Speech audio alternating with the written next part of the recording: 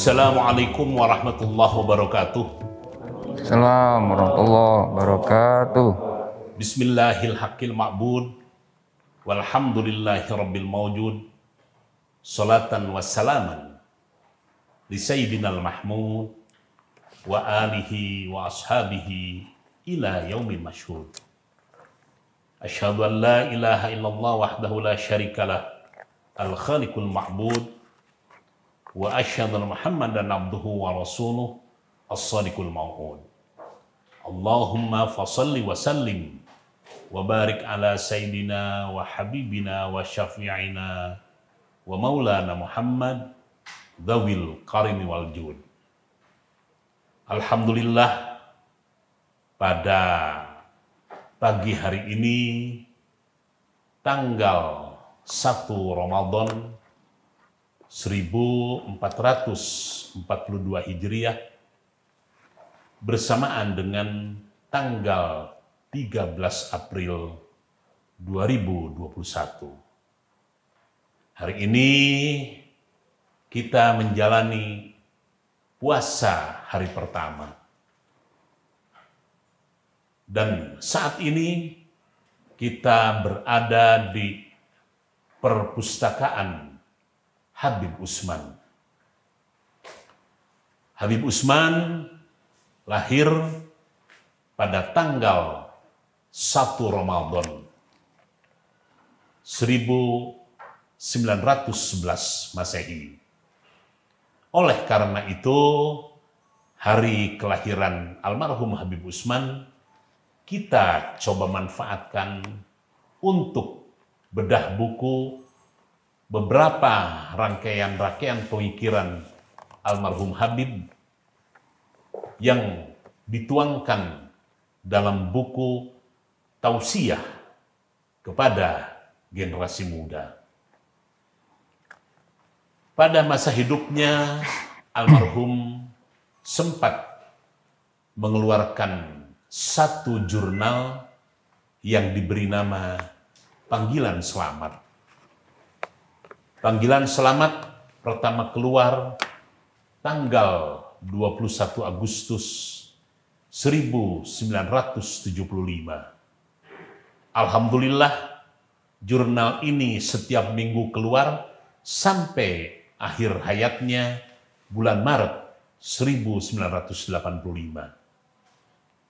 Yang sangat unik dari jurnal ini atau di dalam jurnal ini ada satu pojok sebelah kanan yang mana oleh almarhum space ini, ruang ini diisi dengan berbagai jenis pesan-pesan yang spesifik, yang khusus kepada generasi muda.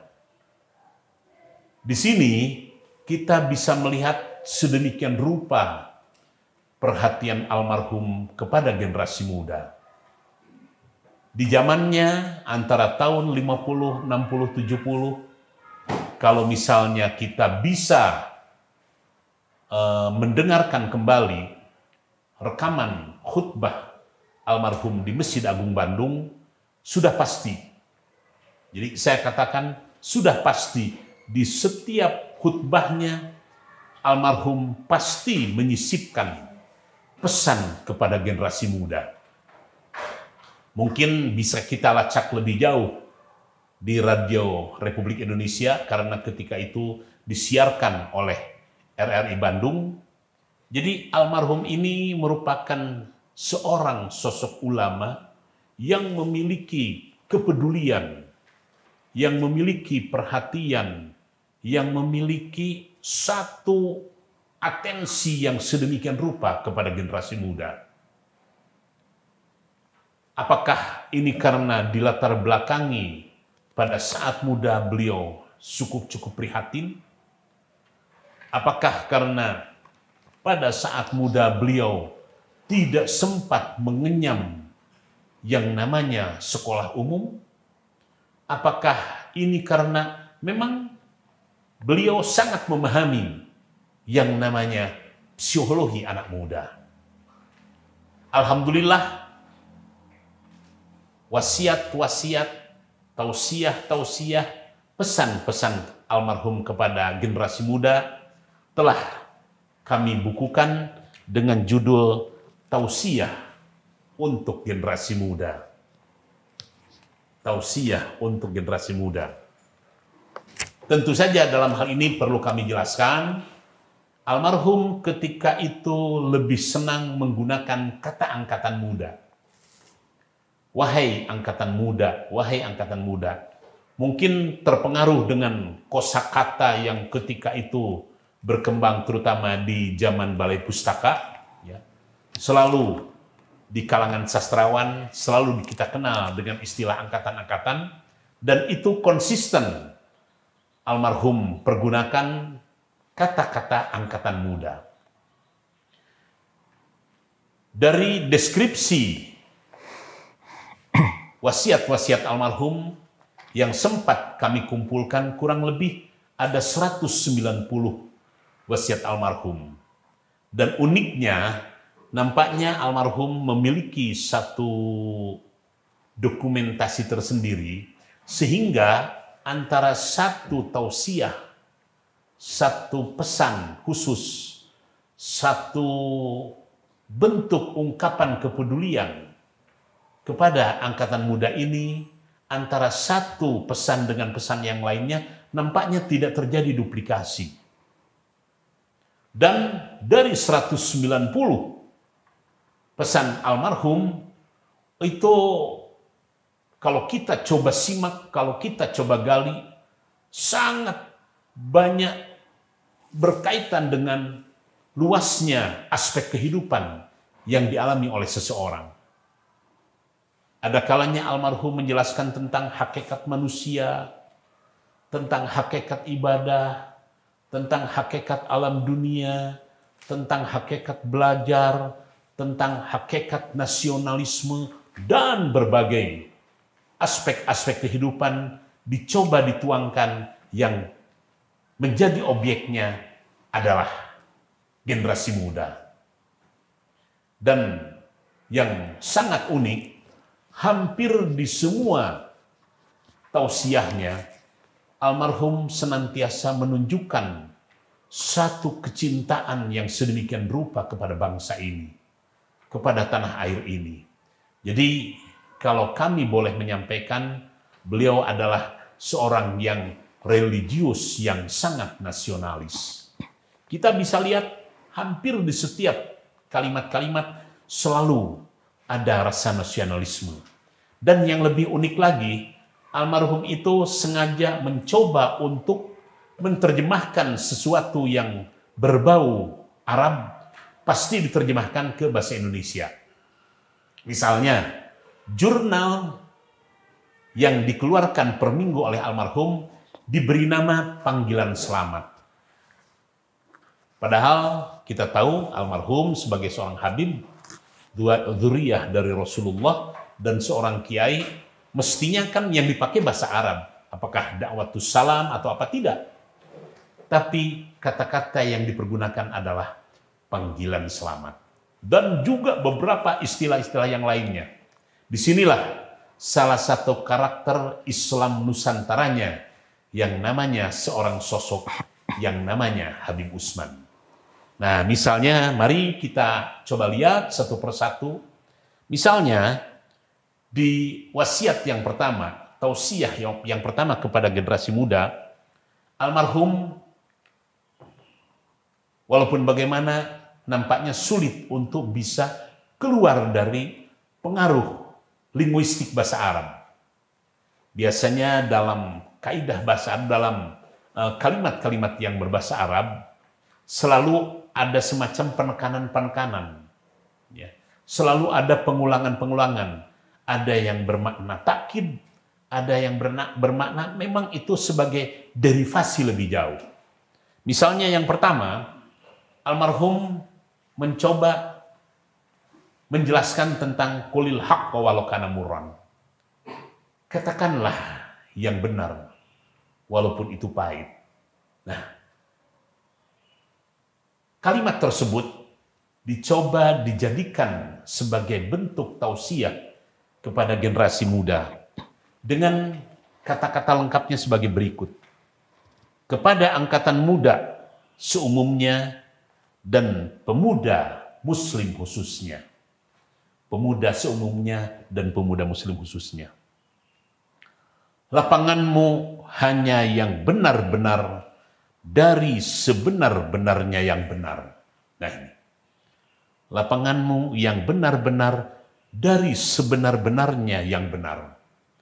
Tatkala mencoba menyenarkan al-haq, almarhum tidak cukup hanya satu kata saja. Untuk kebenaran dan untuk setiap pecinta kebenaran, semata-mata mutunya karena kebenaran. Demi benarnya, sebenar-benarnya yang benar untuk kebenaran, yang sungguh maha benar pada sisi Allah yang maha benar, al-haq.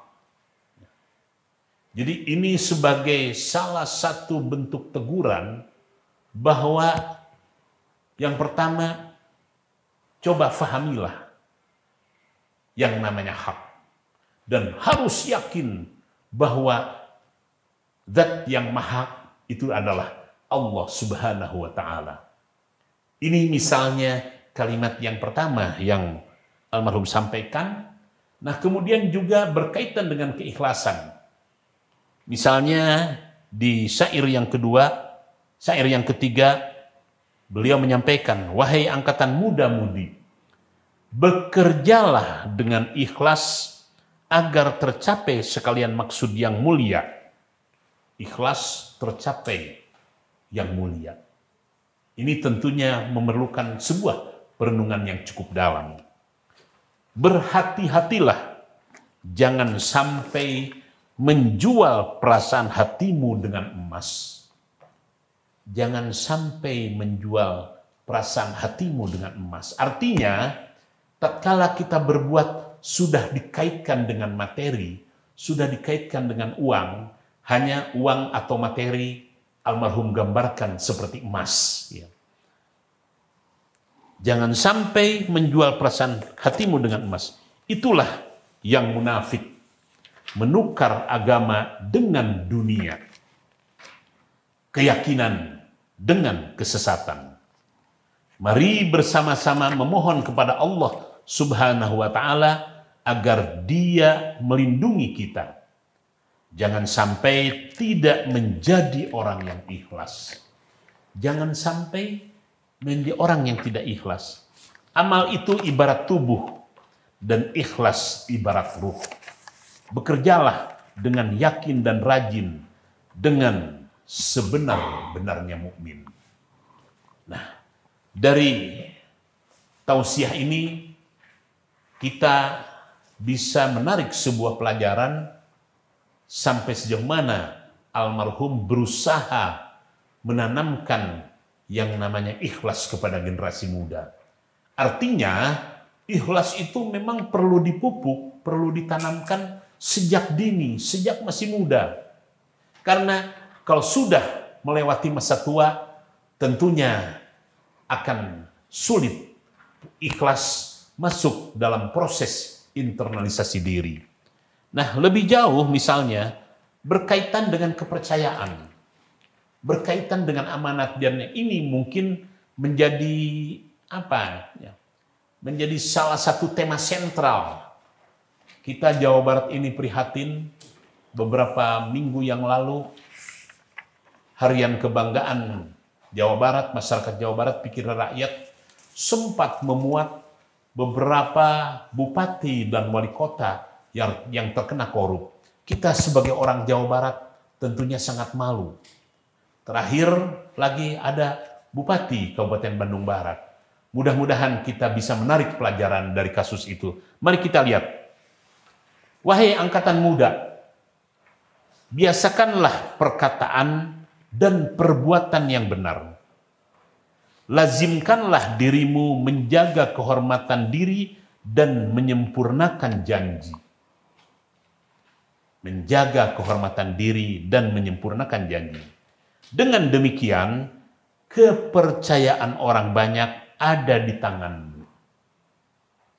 Manakala Ananda mendapat kepercayaan dari orang banyak, berarti Ananda mendapat kemenangan. Jauhilah hal-hal yang akan menghilangkan kepercayaan itu daripadamu. Karena dengan kepercayaan, Ananda dapat hidup bahagia.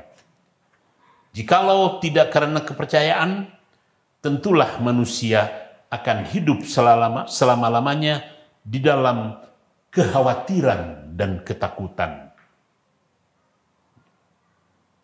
Hilang kepercayaan berarti hilang hidup bahagia. Itulah jiwa sekalian, pekerjaan dan hubungan jiwa.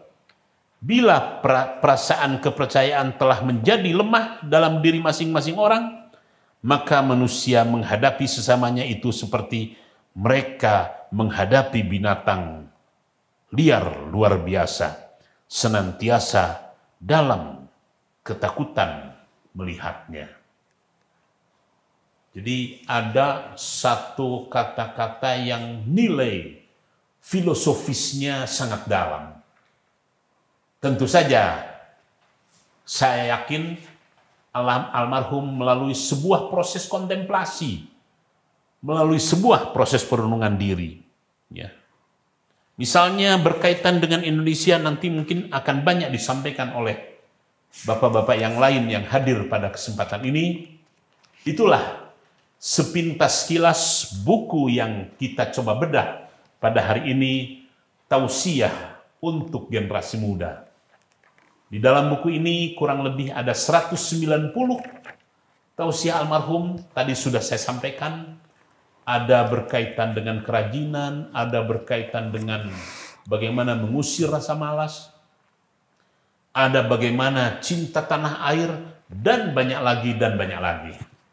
Berhubung kita sedang mencoba bedah buku, tentunya untuk sesi berikutnya kita persilahkan kepada yang hadir untuk mungkin ada pertanyaan atau memberikan tanggapan atau apalah. Ya. Mumpung kita tanggal 1 Ramadan, insya Allah dengan bedah buku, insya Allah ini juga merupakan bagian dari ibadah kita kepada Allah. Baik, kita persilahkan apabila ada yang akan menyampaikan. Mangga. Mohon izin Pak Habib. Ya. Setelah saya menyimak dalam buku Tausiah untuk Generasi Muda ini, yang sangat luar biasa, almarhum menyusun pesannya, kalau bahasa Sunda murwakanti ya, atau sangat rapi. Nah, di bagian pertama halaman 9, di sini ada pesannya untuk generasi muda atau angkatan muda itu terdapat al-haq begitu. Kalau ini ada kaitannya dengan Asmaul Husna gitu Pak Habib ya. Jadi mohon Pak Habib, saya ingin penjelasan secara eksplisit, secara gamblang, apa yang dimaksud al-haq ini, kaitannya Asmaul Husna dengan angkatan muda tuh Pak Habib. Terima kasih sebelumnya.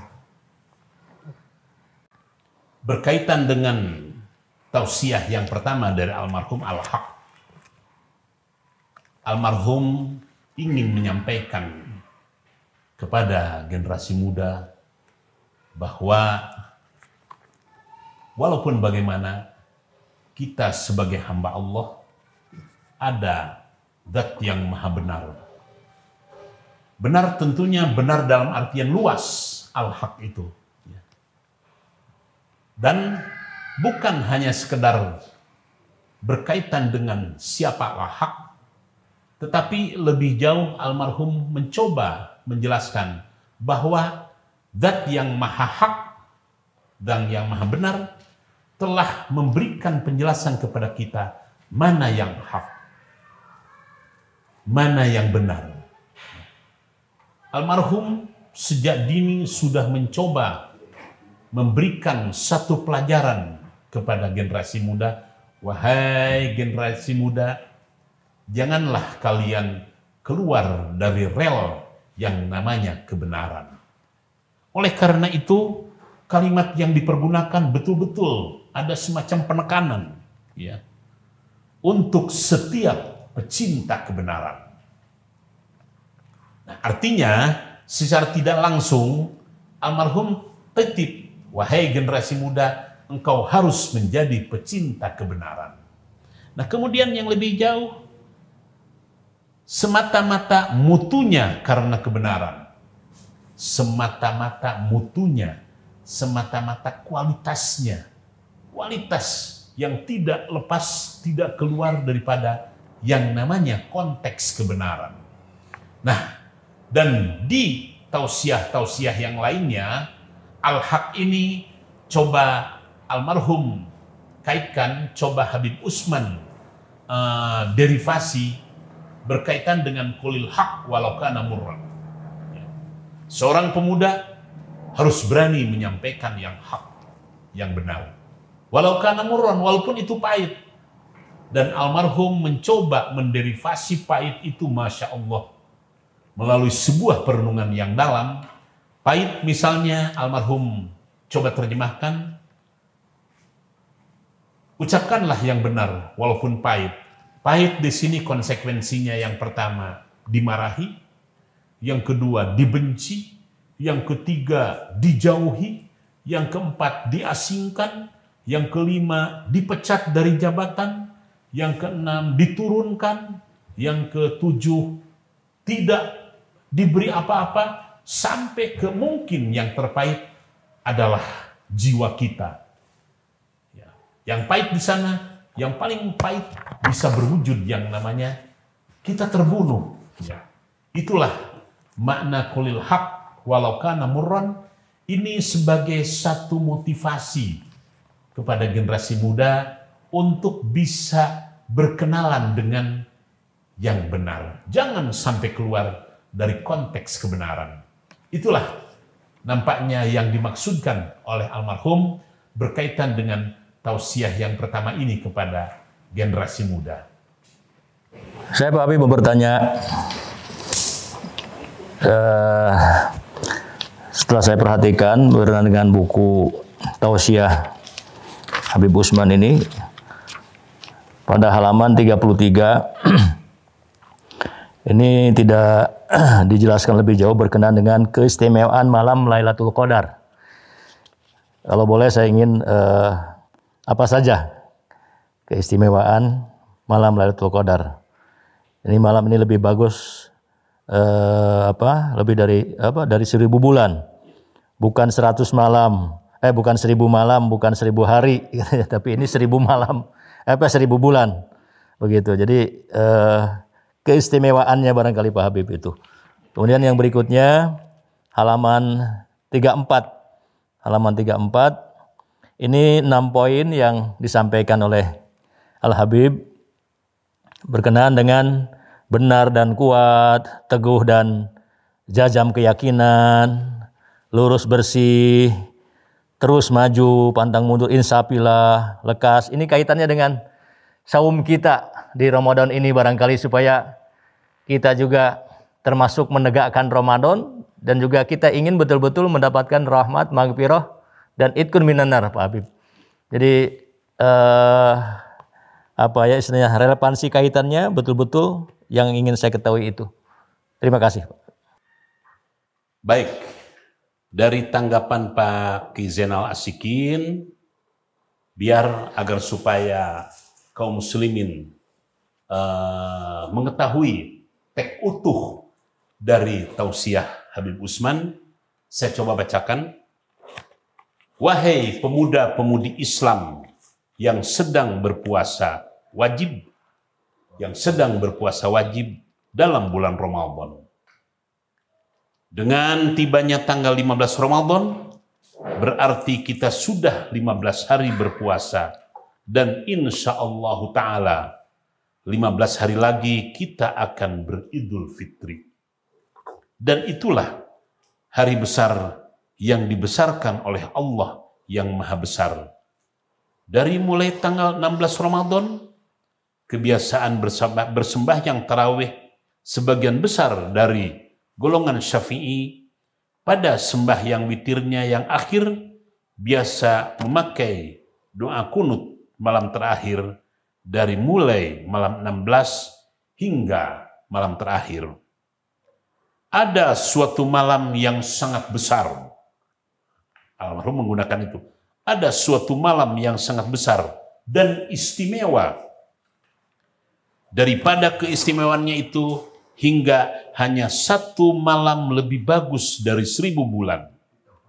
Bukan 1000 malam atau 1000 hari, tapi itulah 1000 bulan. Dan itulah malam Lailatul Qadar. Bukalah kitab-kitab yang menerangkan malam Lailatul Qadar. Almarhum mencoba untuk mengambil intisari daripada surat Al-Qadar, inna anzalnahu fi lailatul qadr wa ma adraka ma lailatul qadr lailatul qadri khairum min alfi syahr. Sengaja Lailatul Qadar ini diperkenalkan, dipermaklumkan, disodorkan kepada generasi muda bahwa dalam bulan Ramadan Allah menyampaikan ada satu malam yang lebih baik dari 1000 bulan. Tentu saja 1000 bulan ini terutama berkaitan dengan pahalanya. Kalau kita beribadah pas kebetulan beribadah malam itu jatuh malam Lailatul Qadar, maka pahala akan dilipat gandakan sampai pahala 1000 bulan. 1000 bulan itu mungkin kurang lebih antara 83 tahun lah. 83 tahun. Kok Allah sedemikian murah? Allah Maha Kaya. Tentu saja bukan hanya sebatas itu saja makna Lailatul Qadar, tetapi lebih jauh punya kandungan makna yang lebih luas. Misalnya, insya Allah yang Lailatul Qadar bebas dari siksa kubur, Lailatul Qadar misalnya husnul khatimah, dan lain sebagainya dan sebagainya. Sengaja momentum bulan Ramadan, karena ini ditulis di bulan Ramadan, almarhum Habib Utsman menyisipkan pesan Lailatul Qadar kepada generasi muda. Adapun tausiah yang berikutnya, tausiah yang ke-43, almarhum di sini menjelaskan tentang 6 hal. Ya. Kepada angkatan muda sebangsa, senegara, dan seagama. Nah, ini menjadi kata baku dari almarhum. Kepada angkatan muda sebangsa, senegara, dan seagama, terutama yang beragama Islam, wajib kiranya kamu merenungkan 6 pasal tersebut di bawah ini. 1. Benar dan kuat benteng imanmu. Benar dan kuat. Bukan hanya kuat, tetapi juga benar. Nah, kita diberi yang namanya iman. Iman ini perlu dibentengi. Iman ini perlu dijaga. Iman ini perlu dirawat. Iman ini perlu betul-betul mendapatkan perhatian khusus. Nah, tadi benar dan kuat. Jangan sampai, ya maaf, mungkin imannya itu sangat lemah. Imannya itu mudah goyah. Imannya itu mudah terombang-ambingkan. Kemudian pesan yang kedua, teguh dan jazam keyakinan dan pendirianmu. Jazam ini satu istilah baku dalam bahasa Arab berkaitan dengan tekad. Teguh dan tekad keyakinan dan pendirianmu. Harus teguh. Jangan sampai pendirian kita mudah terombang-ambing. Maaf, di akhir zaman kita melihat ada indikasi di mana generasi muda sangat mudah terombang-ambingkan dengan yang namanya perjalanan zaman. Kemudian yang ketiga, lurus bersih, beres barisanmu. Ya. Lurus bersih, beres barisanmu. Lurus harus lurus, bersih, barisan kita juga harus bersih. Kemudian beres. Itulah permainan kata yang selalu almarhum pergunakan. terus maju, tidak mundur setapak kaki pun, hingga selesai jihad dan perjuanganmu. Ini sebuah pemberian motivasi bahwa kita jangan mudah menyerah, jangan mudah putus asa, jangan mudah patah semangat di tengah perjalanan sebelum cita-cita tercapai. Insafilah kekurangan, terutama kesalahanmu. Walaupun bagaimana kita tidak lepas daripada hilaf dan salah, Habib Utsman mengingatkan kepada generasi muda, insafilah kekurangan, terutama kesalahanmu. Dan yang terakhir, lekaslah dan banyak-banyak taubat kepada Allah. Ini yang mungkin agak sedikit istimewa, karena biasanya kata-kata taubat ini agak jauh daripada yang namanya generasi muda. Namun khusus di dalam tausiah ini, almarhum tetap menyisipkan kata-kata itu. Itulah mungkin jawaban ringkas yang dapat saya sampaikan. Baik, berikutnya persilahkan. Ya, tapi saya ingin bertanya, mohon maaf bisa kalau kami menyampaikan dalam berdiri kali? Ya. Ya. Berarti kalau saya lihat di buku tausiah generasi muda ini pada halaman 13 nomor 9. Pada halaman 13 nomor 9, di situ disebutkan, wahai angkatan muda-mudi seumumnya, lihatlah rumahmu yang sangat indah itu, tinggi bangunanmu, lebar, luas kamar-kamarnya, model aneh pintu-pintu dan jendela-jendelanya, dan seterusnya. Sampai di akhir kata di situ disebutkan itulah Indonesia. Ini yang kami barangkali melihat, kayaknya ini maknanya sangat dalam sekali. Oleh karenanya kami minta ke Pak Habib untuk bisa menjelaskan kepada kami dan juga mungkin jamaah kami baru ya bagaimana korelasinya, ya hubungannya, keterkaitannya. Di satu sisi di situ disebut rumahmu, tapi di sisi lain itulah Indonesia. Ini kaitannya seperti apa, Pak? Terima kasih. Baik, apa yang disampaikan oleh Pak Kiai Lukman berkaitan dengan tausiah yang nomor 9, biarlah agar supaya para pendengar bisa mendengarkan langsung bagaimana almarhum Habib Utsman menggambarkan tanah air Indonesia kita ini. Sedemikian rupa indahnya, sedemikian rupa kayanya, sedemikian rupa moleknya. Baik, saya bacakan secara lengkap. Wahai angkatan muda-mudi seumumnya, lihatlah rumahmu yang sangat indah itu. Tinggi bangunannya, lebar luas kamar-kamarnya, model dan aneh pintu-pintu dan jendelanya, kokoh teguh fundamen bangunannya, penuh cukup dan model atau rumah tangganya, terang benderang sinar cahaya lampunya, bening-bening bersih tidak habis airnya, gagah, molek, cantik, gentle, budiman, muliawan, bangsawan, hartawan, dermawan. 1001 lagi sifat para tamu memasuki rumahmu yang sungguh maha indah, maha aneh itu. Lapangan di kanan kiri, depan dan belakang sungguh cukup luas.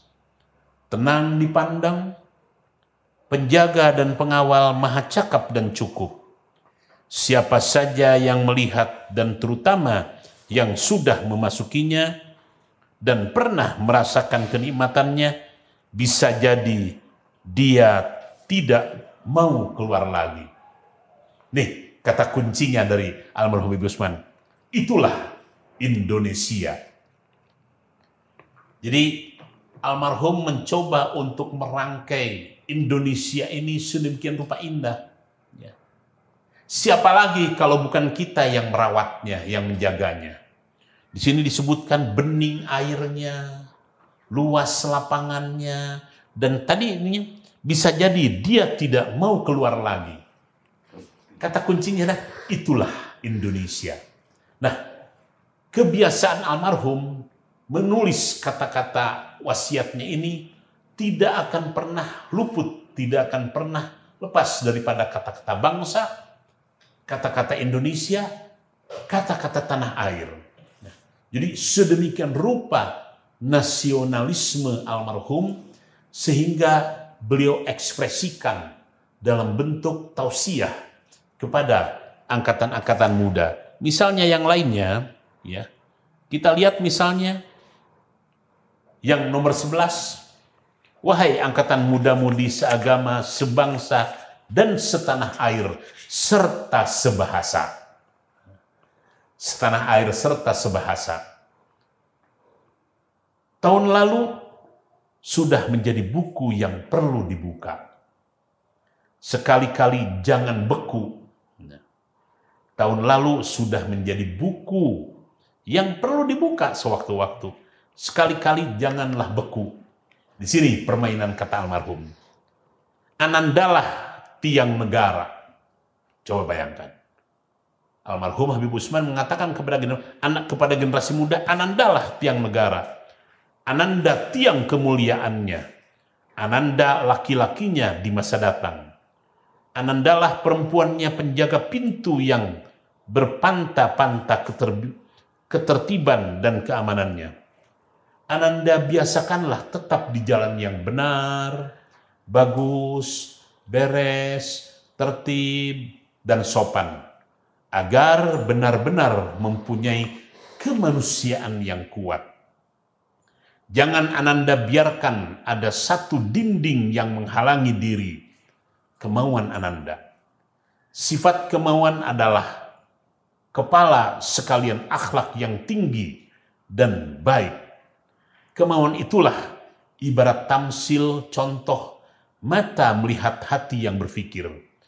Teruskanlah kemauan sampai berhasil sekali yang sangat penuh dihayati.